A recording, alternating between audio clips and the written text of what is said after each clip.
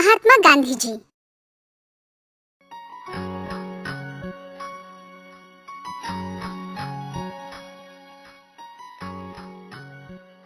बच्चों, आज मैं तुम्हें एक महत्वपूर्ण पाठ पढ़ाने वाली हूँ। जानते हो कौन सा? ये अपने राष्ट्रीय नेताओं के बारे में है। मोहन, मेरी बात ध्यान से सुनो। मैडम, आज आप पहले किसके बारे में बताएंगी? हमारे राष्ट्रपिता महात्मा गांधी के बारे में। हाँ, सही जवाब। चलो अब शुरू करते हैं। गांधी जी का बचपन। मोहन को अंधेरे से हमेशा डर लगता था। उसे लगता था कि रात के अंधेरे में कोई भूत आ जाएगा और उसे पकड़ लेगा। उस रात को बहुत अंधेरा था और मोहन को दूसरे कमरे में जाना था। उसने यत्न किया, परंतु वो अपनी जगह पर जम सा गया और उसका दिल जोर से धड़कने लगा। उसकी दाई रंभा दरवाजे के पास ही खड़ी थी। उसने हंसकर पूछा, क्या हुआ बेटा? दाई, मुझे बहुत डर लग रहा है। किस बात का डर बेटा? देखो कितना अंधेरा है, मुझे भूतों से डर लगता है। अंधेरे में वो मुझे पकड़ लेंगे। मोहन की आवाज डर के मारे कांप रही थी। रंभा ने प्यार से उसके सर पे हाथ घुमाया। अरे, अंधेरे से भी कोई डरता है? मेरी बात सुनो, राम जी को याद करो, फिर कोई भूत तुम्हारे पास नहीं आएगा। कोई तुम्हारा बाल भी बांका नहीं कर पाएगा। राम जी तुम्हारी रक्षा करेंगे। सच? राम जी मेरी रक्षा करेंगे? तो फिर मैं राम जी के नाम का जाप करूंगा। रंभा की बातों ने मोहन को साहस दिया। राम नाम जपते वो कमरे से निकला। राम राम राम राम राम राम राम। और उस दिन से ना मोहन कभी घबराया और ना उसने कभी खुद को अकेला पाया। राम जी हमेशा उसके साथ जो थे, इसी विश्वास ने गांधी जी को जीवन भर ताकत दिलाई। अपनी मृत्यु समय भी राम का नाम उनके होठों पे था।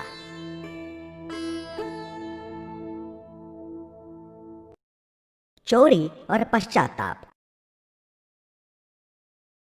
उन दिनों भारत पर अंग्रेजों की हुकूमत थी। एक दिन एक मित्र ने मोहन से कहा, क्या तुम जानते हो अंग्रेज इतने ताकतवर क्यों हैं? वो हम पर राज क्यों कर सकते हैं? नहीं तो मैं नहीं जानता। क्योंकि वो मांस खाते हैं। अगर हम भी उनकी तरह मांस खाना शुरू करें तो उनको अपने देश से बाहर निकाल सकते हैं। अच्छा, तुम सच कह रहे हो? हाँ, तुम भी खाना शुरू करो, फिर तुम्हें पता चलेगा। उसकी बातों पर मोहन को विश्वास हो गया, पर मोहन के घर में तो सभी शुद्ध शाकाहारी थे। उसने घर के बाहर मांस खाया। अपना ये राज उसने सबसे छुपा के रखा। ये सब छुपा के मैं अपने माता पिता को धोखा नहीं दे सकता। अब जिंदगी में मैं कभी मांस को स्पर्श नहीं करूंगा। अंत में उसने जीवन में कभी मांस न खाने का निश्चय किया। दोस्तों ने मोहन को धूम्रपान करना भी सिखाया। उसके लिए उसे घर से पैसे चुराने पड़ते या उधार लेना पड़ता था। जब उधार बहुत ही ज्यादा हो गया तो उसने अपने भाई का सोने का कड़ा चुरा कर बेच दिया और अपना उधार चुकाया। इससे मैं अपना सारा कर्जा चुका सकता हूँ। लेकिन जल्द ही उसका हृदय पश्चाताप से भर गया। उसने फिर कभी चोरी न करने का निश्चय किया। मैंने चोरी की है, मैंने गुनाह किया है। मुझे पिताजी को बताकर प्रायश्चित करना चाहिए। मोहन ने एक कागज पर पत्र लिखकर अपने बीमार पिता के हाथों में रख दिया और अपने गुनाह को कबूल किया। पिता ने वो कागज पढ़ा और बिना कुछ बोले एक गहरी सांस लेकर उस कागज को फाड़ दिया। मोहन को बहुत दुख हुआ। उसकी आंखों से आंसू निकल आए। सत्य की ताकत उसने देख ली। उस दिन से सत्य ही उसके जीवन का आधार बन गया।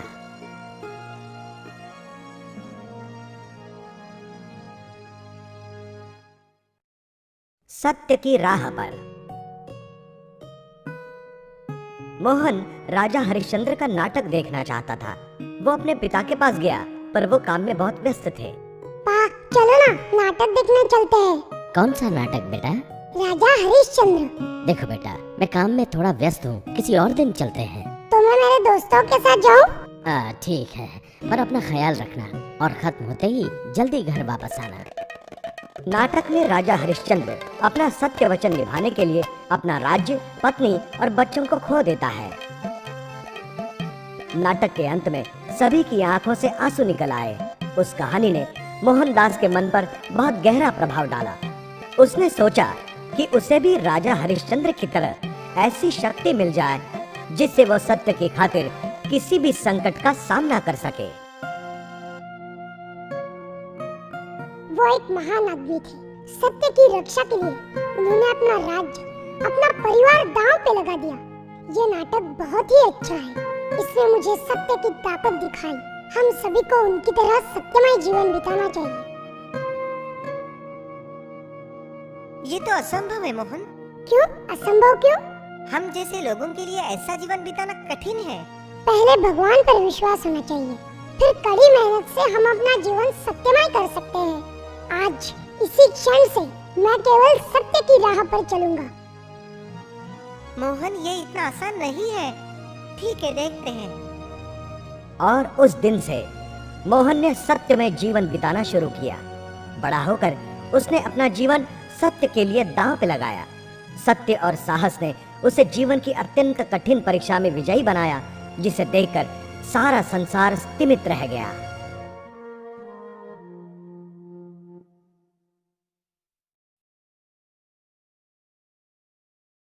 सच्चा लड़का। एक दिन स्कूल में अध्यापकीय परीक्षक श्री गाइल्स मोहन की कक्षा में आ गए। मैं कुछ अंग्रेजी शब्द कहूँगा जिसे तुम सबको लिखना है। मोहन के शिक्षक परीक्षक से डरते थे। बच्चों की गलती की संभावना से वो चिंतित हुए। चलो बच्चों, केटल का स्पेलिंग लिखो। मैं तुम्हें 5 मिनट देता हूँ। सही स्पेलिंग लिखना। गलती से सभी डर रहे थे, पर सब ने स्पेलिंग लिखी। गाइल्स ने शिक्षक को बुलाया। सभी बच्चों की स्लेट्स कलेक्ट करो। शिक्षक ने बच्चों की स्लेट्स इकट्ठा करना शुरू किया। उन्होंने देखा कि गांधी जी का स्पेलिंग गलत था। उन्होंने इशारा किया कि गांधी अपने पड़ोसी लड़के ने लिखी स्पेलिंग की नकल करें। अपने पास वाले लड़के का स्पेलिंग देखो और अपनी गलती सुधारो।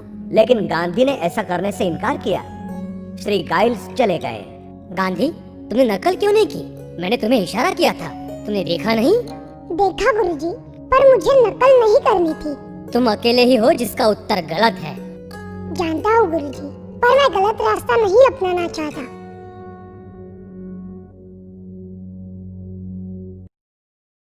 सत्याग्रह।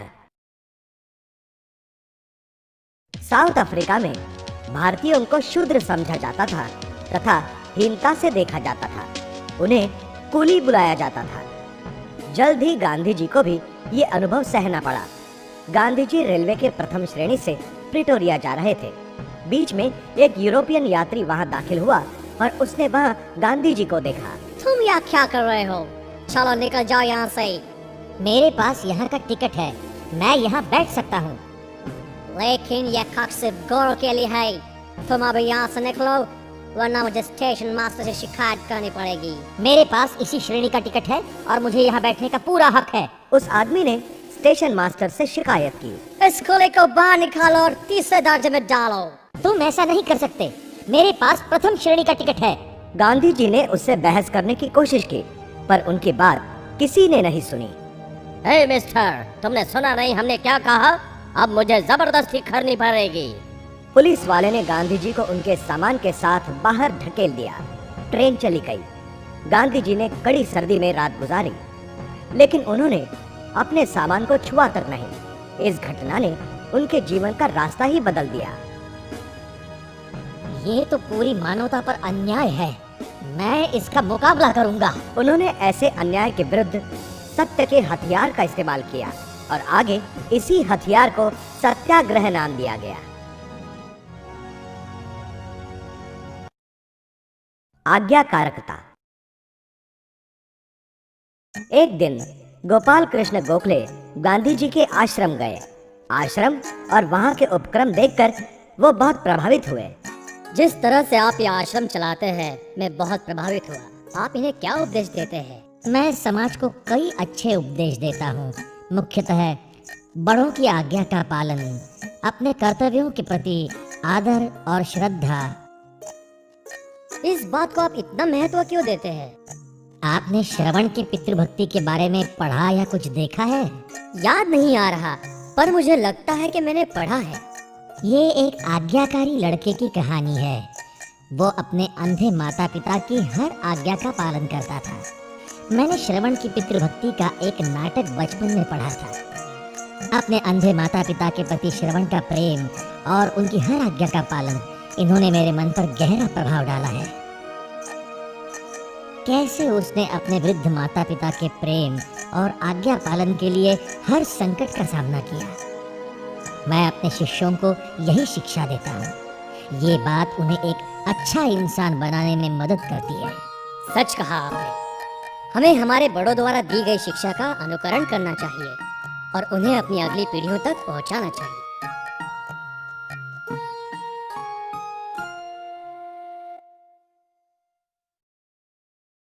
प्यारे गांधी जी। गांधी जी से मिलना बच्चों को बहुत अच्छा लगता था। एक दिन एक छोटा बच्चा गांधी जी की पोशाक देखकर बहुत दुखी हुआ। उसे आश्चर्य हुआ कि इतना महान व्यक्ति कुर्ता भी नहीं पहनता। वो गांधी जी के पास गया। आप कुर्ता क्यों नहीं पहनते? ओह बेटा, मैं गरीब आदमी हूँ, मैं कुर्ता खरीद नहीं सकता। आप चिंता ना कीजिए, मेरी माँ आपके लिए नया कुर्ता सिला देगी। तुम्हारी माँ? ठीक है, पर मेरे लिए वो कितने कुर्ते बनाएगी? जितने आप चाहो। सिर्फ मैं अकेला ही कुर्ता पहनूं ये अच्छा नहीं लगता। मेरा परिवार बहुत बड़ा है बेटा। क्या तुम्हारी माँ मेरे 40 करोड़ भाई बहनों के लिए कुर्ते सिएगी? वो लड़का एकदम सोच में पड़ गया। उसे ये एहसास हुआ कि गांधी जी पूरे देश को अपना परिवार मानते हैं और खुद को उस परिवार का एक मुख्य। सारे देशवासियों के वो मित्र थे, सहयोगी थे।